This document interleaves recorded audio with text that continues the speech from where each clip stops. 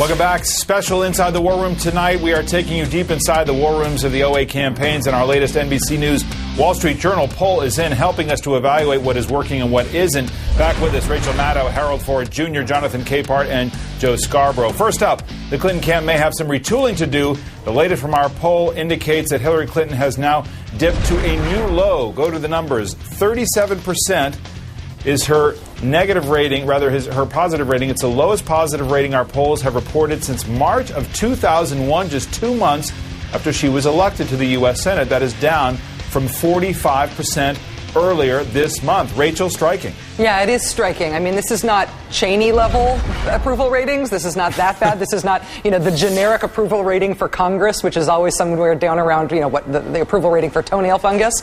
But if you're running for president, this is not a good number. The Barack Obama number, I think, in the same poll is 49%. That's not necessarily awesome either. But Clinton's definitely got some work to do in terms of making people like her again. But we do show, and this feeds into this, go to the second one, the verdict is in after weeks of the Reverend Wright flap headlining the news and blogs. It seems, amazingly, Obama came out relatively unscathed. 69% of voters either saw, heard, or read about the speech, compared to 29% who did not see or hear the speech. And of those who saw the speech, 55% said they were satisfied with Obama's explanation, compared to 32% who were not. Another interesting number here is that 77% of African Americans who saw the speech were satisfied with Obama's remarks, compared to 51% of whites. Joe Scarborough, another number there, another 55% number were those who were disturbed by what they saw from either reading or seeing the clips of the speech. Where does it leave Obama? Well, I just don't think we can read too much into these polls for a couple reasons. First of all, let's talk about the Hillary number very quickly.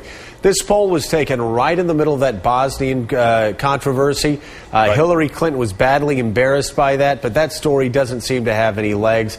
It was there Monday and Tuesday. It's gone, and it was there happening on TV all the time while this poll was being taken. Likewise, we're not exactly sure what's going to shake out in the Reverend Wright controversy. As Jonathan said earlier, this may be death by 1,000 cuts. We just don't know what's going to happen in the future. But, the Reverend Wright controversy never was about the overwhelming majority of Americans. I think most Americans realize Barack Obama has a good heart. They believe that he's a unifier. But it's about a small subset of the Democratic Party, the Reagan Democrats, how they respond.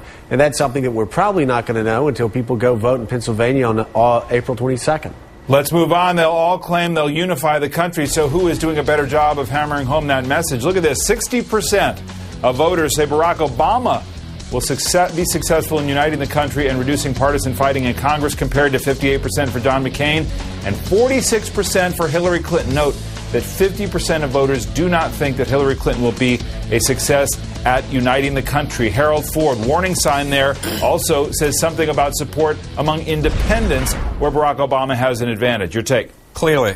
But I would caution us also to follow Joe's advice here and admonition. These polls mean something as a snapshot now.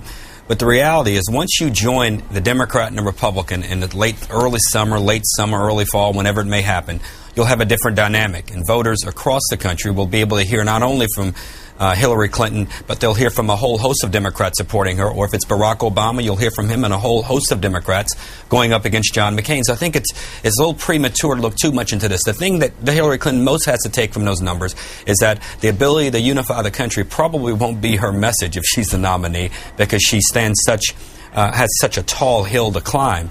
According to those numbers. And those numbers have been pretty consistent for her. But here's what's interesting to me is that it's not just where voter attitudes might be getting a little bit later into the summer here, Jonathan. It's also the fact that in this process, the way we're talking about this, the way we're analyzing all of this, there are these super delegates who might even get together and make a judgment about electability. And so how they're rated at this moment in time could matter, no?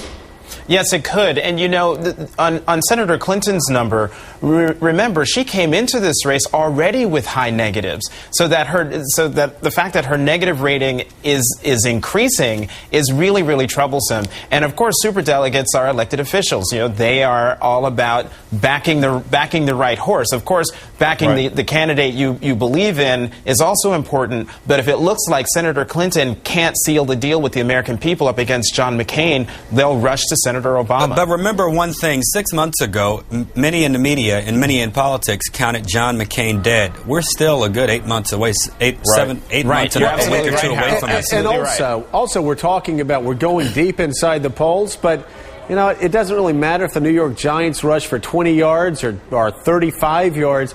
If they win the Super Bowl, they win the Super Bowl. Let's look at the big picture. What's the scoreboard say today? Even with those high negatives, Hillary Clinton is tied with Barack Obama, 45% to 45%. So if Hillary Clinton's so weak, what does that say about Barack Obama? I got to go to a break here, but I just want to show this one other number. We're not going to be able to get reaction to it, but how will Democrats react to a nomination process decided by the superdelegates is a big issue.